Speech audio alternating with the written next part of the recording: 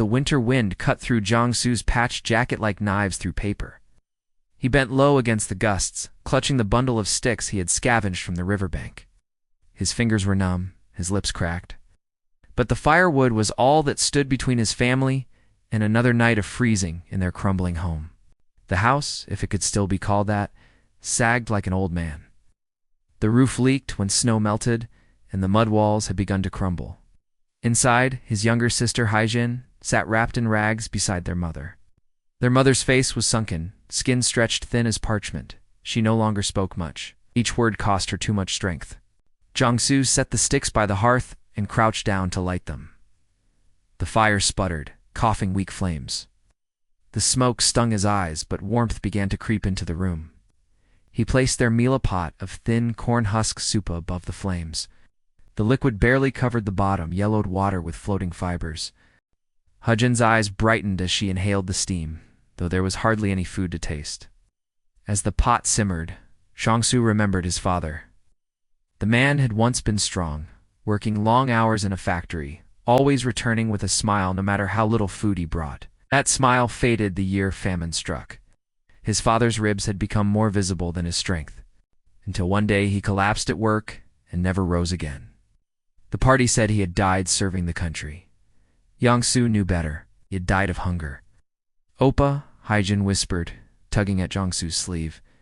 "Do you think tomorrow we'll have rice?" He forced a smile, though his chest ached. Yes, tomorrow. Right. But he knew it was a lie. Rice was a luxury reserved for Korean soldiers, officials, and the loyal. Ordinary villagers like them scraped by on whatever they could find, roots, weeds, sometimes even bark. And always there was the fear of informants, fear of Korean soldiers who patrolled the streets, fear of being accused of disloyalty. One wrong word could mean prison. One wrong act could mean death. That night, Jiangsu lay on the hard floor beside his family. His sister's stomach growled in the dark. His mother coughed until her body shook. Jiangsu stared at the ceiling and clenched his fists. He could not remember the last time he had felt truly full. Hunger was not just in his belly, it was in his bones, his breath, his dreams. Outside, the loudspeaker mounted on a pole blared propaganda into the frozen air. "The great leader provides for us all. We are the happiest people on earth." Jiangsu closed his eyes and thought of the river. That dark, icy line that separated his world from another one he had never seen but imagined every day. Beyond it, they said, food was plentiful. Out beyond it, one could breathe without fear. He shivered, pulling his sister close.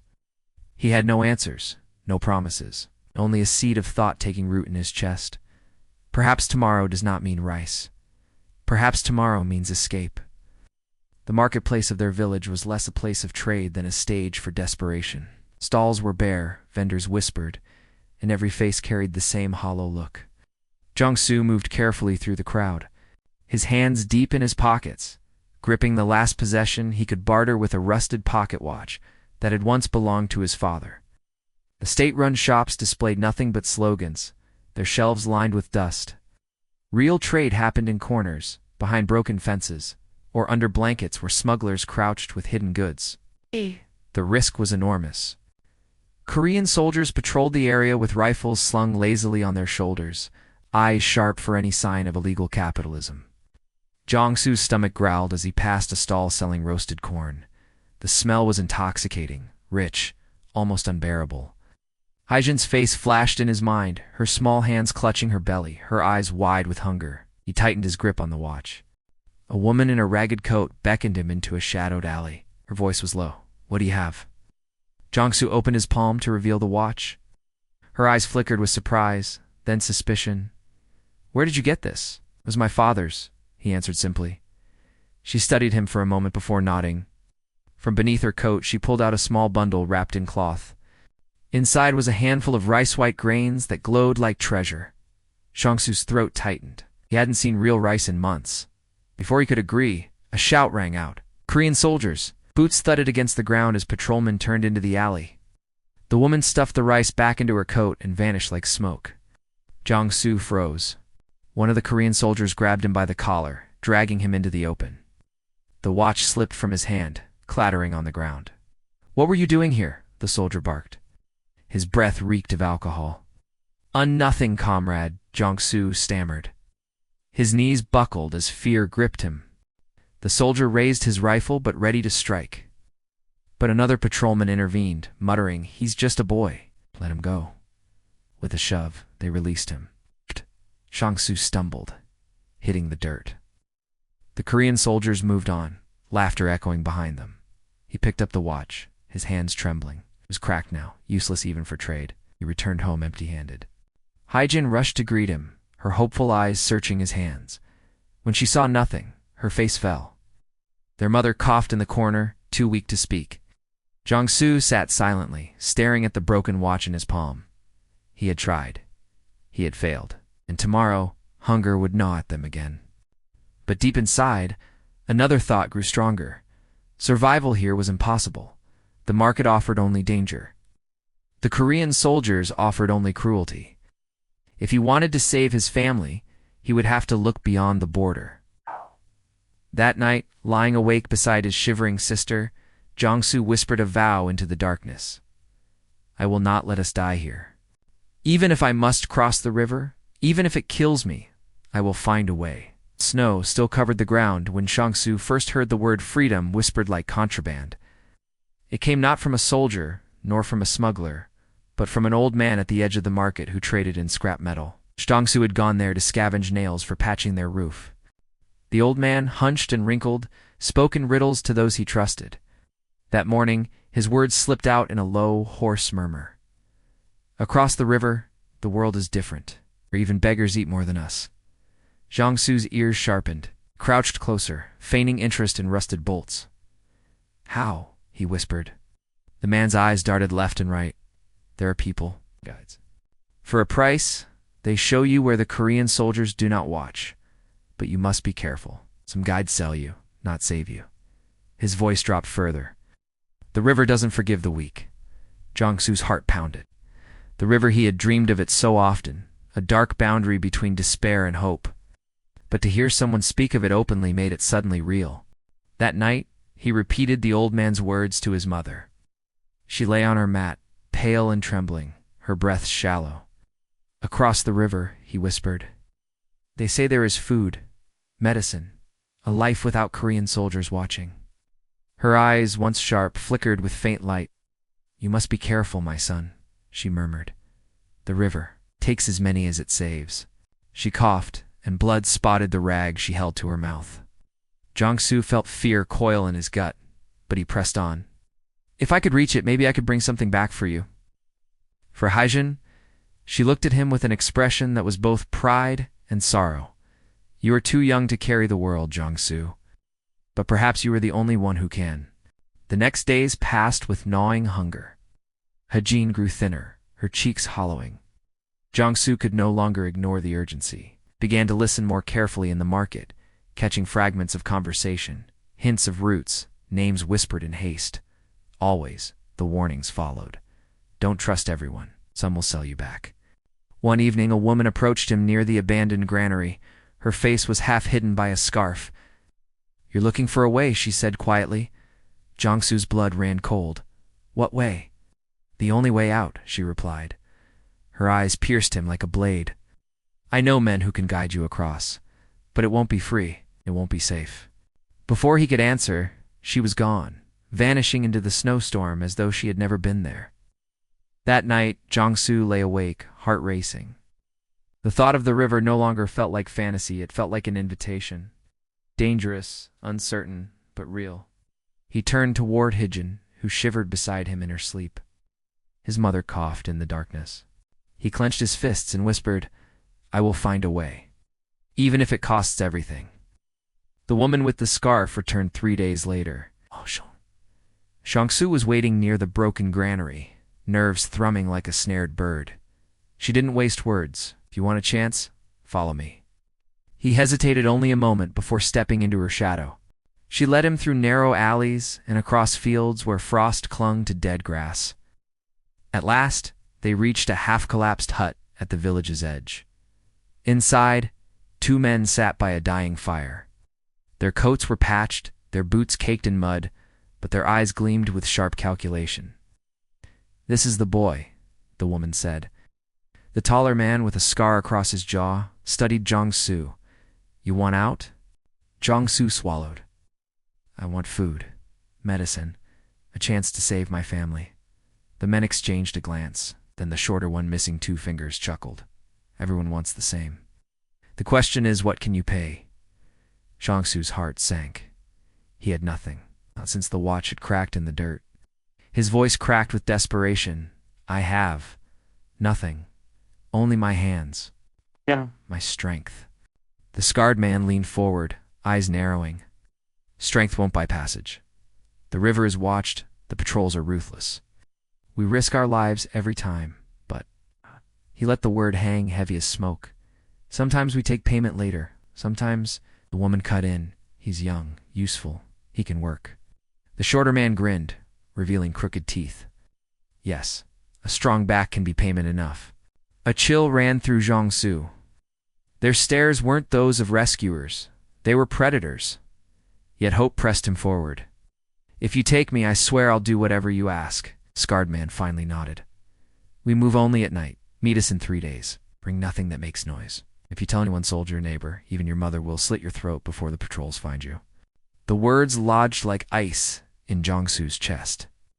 He nodded quickly, knowing refusal meant death, and agreement meant danger. When he returned home, his mother's fever had worsened. Heejin clutched his sleeve, whispering, Did you find anything? Please, tell me you found food. Jiangsu looked at her fragile frame, then at his mother's shallow breathing. He couldn't tell them the truth. If he spoke of smugglers, their fear would betray him to neighbors. Worse, to the Korean soldiers. Instead, he lied. I'm still looking. That night sleep didn't come. Jiangsu stared into the black rafters, every nerve alive with fear. The smugglers were his only chance, yet their eyes had promised danger. He remembered the warnings in the market. Some guides save you, some sell you back. And still, in the darkest hours before dawn, Jiangsu whispered again to himself, I have no choice. I must try. As the days crawled toward his secret meeting with the smugglers, each one colder than the last. Snow crusted the roofs, and the river beyond the hills froze in jagged veins of ice. Jiangsu tried to act normal, fetching water, foraging scraps, helping Heijin patch her worn shoes, but every heartbeat carried the weight of what he was planning. One evening, his mother stirred while he fed the fire. Her eyes, sunken and tired, watched him in silence. At last she said softly, You've been different, my son. Restless, like a bird beating at its cage. Jiangsu's hand froze. He forced a smile. I'm only tired, mother. But she shook her head weakly. No, I know you. I see it in your eyes. You found a way. A dangerous way. Her thin fingers gripped his wrist with surprising strength. Don't lie to me. Tears threatened, but he swallowed them. I can't just watch you fade. There are people guides. They can take me across the river. If I reach the other side, I could find medicine. Food, maybe even bring you there one day. Her grip tightened. Jiangsu, if they catch you, they will not only punish you, they will punish us, your sister. Me. Do you understand? Her voice cracked with fear. I know, he whispered. But if I stay, you'll die. Heijin will starve. What choice do I have? His mother's eyes filled with tears. The river is not freedom, it is death, disguised as hope. I've heard the stories. Those who survive the waters are hunted, dragged back, broken until nothing remains. Jiangsu bowed his head. He wanted to tell her that he was stronger, that he would succeed where others had failed, but even he didn't fully believe it. What he believed in was desperation. For a long moment, she was silent, only the crackle of the fire between them. Then she sighed, the sound thin and frail. If you must go, then go. But promise me one thing. Live. Even if they betray you, even if they drag you back, you must live. Because if you die, Heijin will have no one. Jiangsu's chest ached. He pressed his forehead against her hand, nodding through silent tears. I promise. Later, as his mother drifted into a shallow sleep, Heijin stirred beside him. You're leaving, aren't you? She whispered. He stiffened. How do you know? I heard you, she said, her small voice trembling. Please don't leave me behind. Jiangsu held her close, heartbreaking. I'll come back for you. Swear it. Just be brave until then." In the silence that followed, the truth settled heavy in his chest. His mother was right. The river might kill him. The smugglers might betray him. The regime might hunt him. But standing still meant certain death too. The cage was already burning. He had no choice but to fly. The night chosen for the escape was moonless, the sky a heavy quilt of black. Jiang-Su slipped from his home like a shadow, leaving behind the sound of his mother's faint breathing and Hajin's restless sleep. His chest ached, as if a part of him were being torn away. But he forced himself forward. The smugglers were waiting at the edge of the forest, their figures half swallowed by mist. The scarred man nodded when Jiang-Su approached. "Good. You came alone." Without further words, they set off through the trees. Every crack of frost beneath their boots sounded like thunder in Jiang-Su's ears. He followed, heart hammering, praying no patrols lurked nearby. Twice, they froze when the distant bark of a dog carried through the night, but the forest swallowed the sound again. After what felt like hours, they reached the river. Its dark surface shimmered faintly in the starlight, half frozen, patches of ice drifting silently downstream. On the opposite bank lay China so close, it seemed Jiang-Su could stretch out his hand and touch it, yet vast and unreachable. The shorter smuggler crouched low, whispering, "Patrols change shifts soon. We move when the light by the watchtower dims. Understand?" Jiang-Su nodded, though fear pressed tight against his ribs. His entire body trembled as he imagined the Korean soldiers. Their rifles, the snap of gunfire across the water. At last, the signal came. The lamp above the far tower flickered out. The scarred smuggler gestured. Now, they slid into the icy water, the shock biting Jiang-Su's skin like knives. His breath caught, but he forced his limbs forward, pushing against the current. The smugglers moved swiftly, practiced, their dark forms gliding like shadows.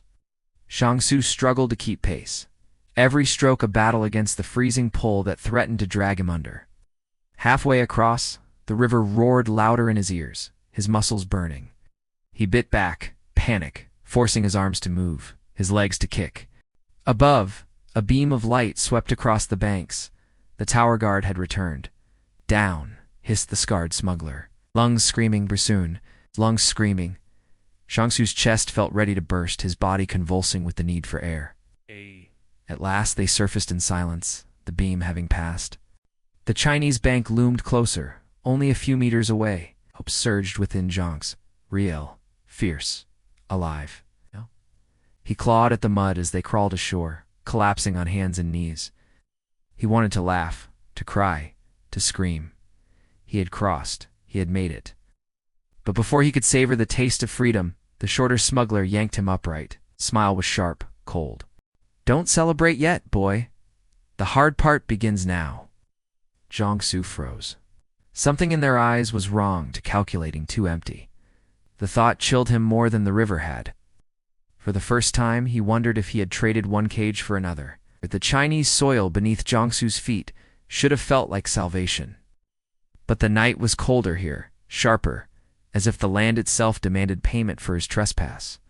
He stumbled after the smugglers, his soaked clothes clinging like chains, every step heavy with exhaustion. They moved swiftly, cutting through reeds and thickets until they reached a ruined farmhouse. Inside, the scarred smuggler lit a small lantern, its glow barely brushing the cracked walls. For the first time since the crossing, Jiang-Su could see their faces clearly. The scarred man looked carved from stone, his eyes deadened, while the shorter one wore a sly grin that never reached his eyes. "You're safe for now," the shorter smuggler said, tossing Jiang-Su a threadbare blanket. "But safety has a price." Jiang-Su clutched the blanket around his shivering body. "I have nothing. Ain't no money." The scarred man leaned closer, his voice low and cold. "Then you'll work. Every escapee pays. We risk our necks for you, boy. You think freedom is free?" Jiang-Su's heart sank. He had imagined hardship, yes, but not this. Still, what choice did he have? "Work," he whispered. "I'll do whatever you need." For days they kept him hidden, moving between safe houses. He hauled crates of contraband, ran messages, and even stole food from market stalls under their orders.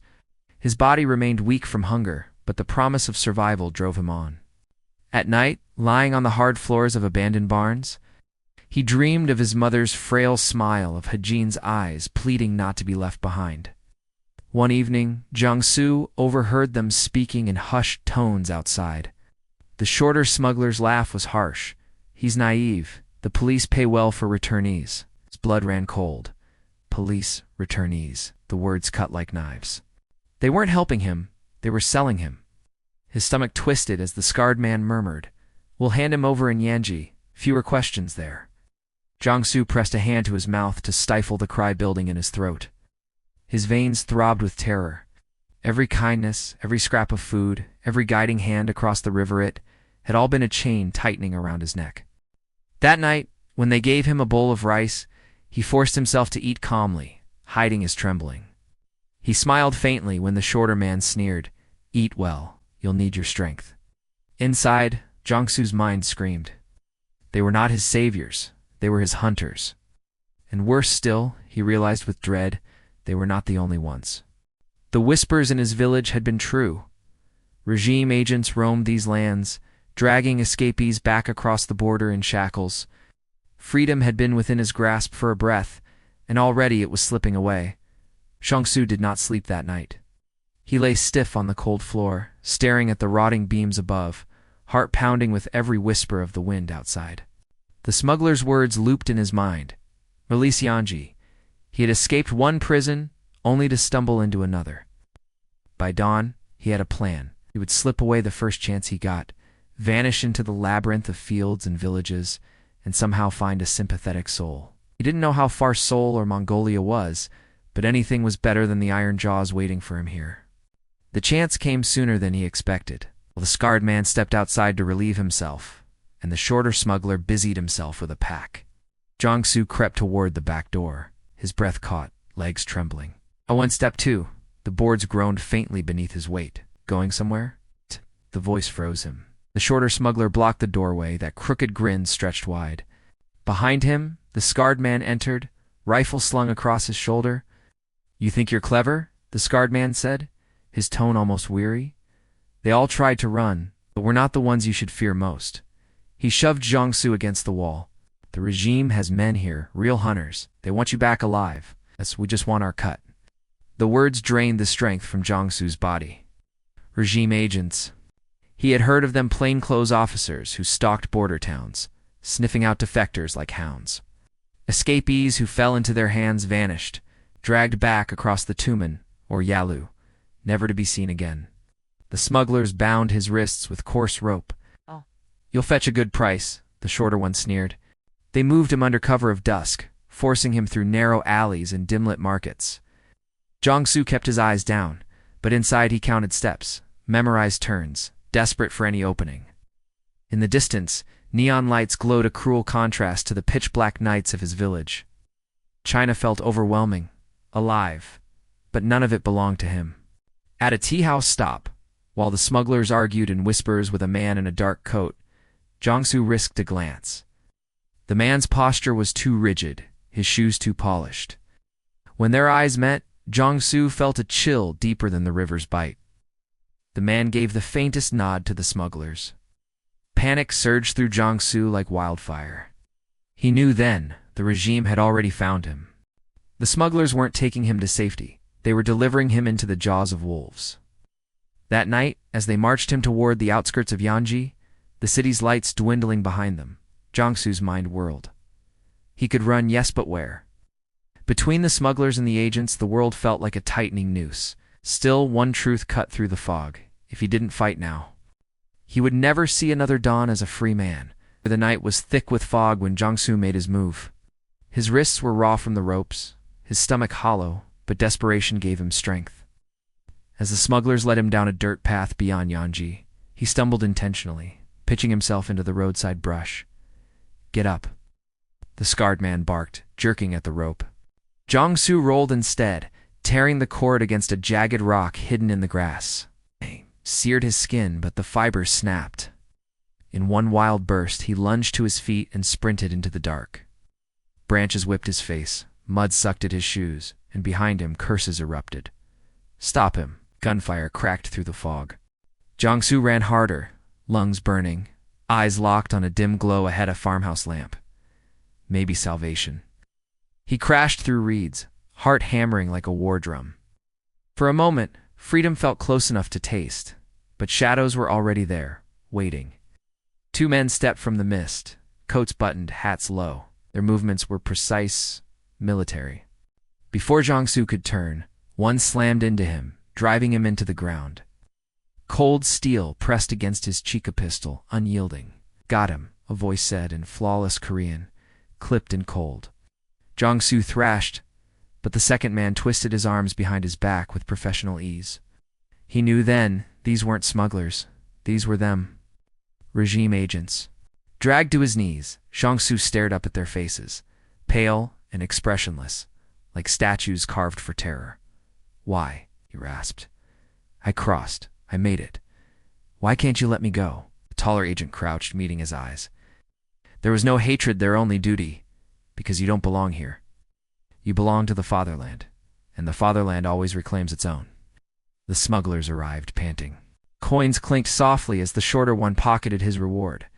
He winked at Jiangsu, a cruel farewell. "Freedom was never yours, boy. Just a dream we sold you." They left him bound, gagged, and thrown into the back of a truck. Through the slats, he saw the Chinese night fading behind him, its neon lights swallowed by distance. With every mile, hope dimmed. His thoughts returned to his family. His mother's bent back over the cooking pot, his father's silence, his sister's small hands tugging at his sleeve. He had promised himself he would see them again, free them somehow. Now he realized the cruelest truth. He might see them again, but only through the bars of a North Korean cell. The truck rumbled on, heading north, toward the river. Jiangsu closed his eyes, tears tracing the dirt on his face. He had run, fought, and dreamed. But in the end, the fatherland had stretched its hand across the border and dragged him back, and there was nothing he could do.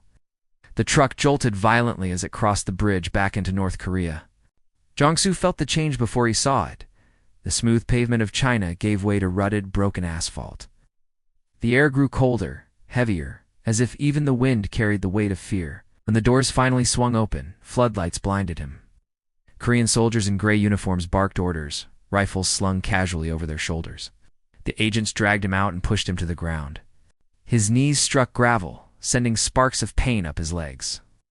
"Defector," one guard spat, as though the word itself were filth. He was hauled into a holding room, a windowless concrete box with a single dim bulb. The stench of mildew and blood lingered in the air. A man in a green officer's uniform sat at a desk, thumbing through papers.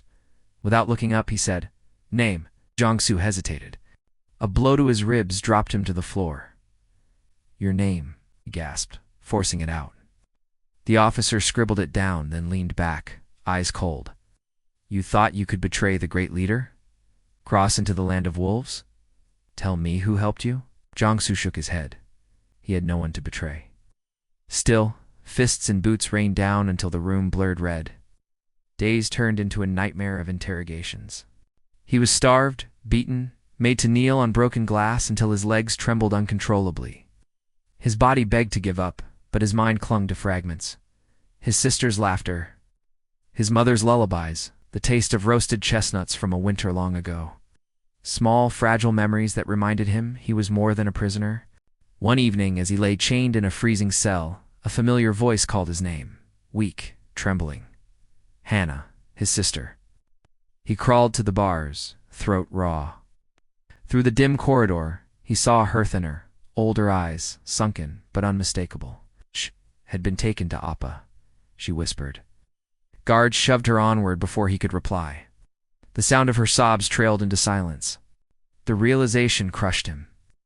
His attempt at escape had only doomed himself, had drawn her into the regime's grip. The guilt pressed heavier than any chain. Weeks later, Jiangsu was marched with other prisoners toward a labor camp in the mountains. Snow fell thick, covering the scars of the earth, but not the scars carved into the men trudging beside him. The camp loomed ahead like a fortress of despair. As the gates clanged shut behind him, Jiangsu lifted his face to the falling snow. Cold flakes melted on his cheeks, indistinguishable from his tears. Freedom had been a dream, bright and fleeting. Ow. Now only darkness remained. Yet deep inside, a single ember refused to die. If he lived even one more day, perhaps he might see Hannah again. Perhaps he might whisper to her that she was not alone. In a land designed to crush hope, that ember was all he had left.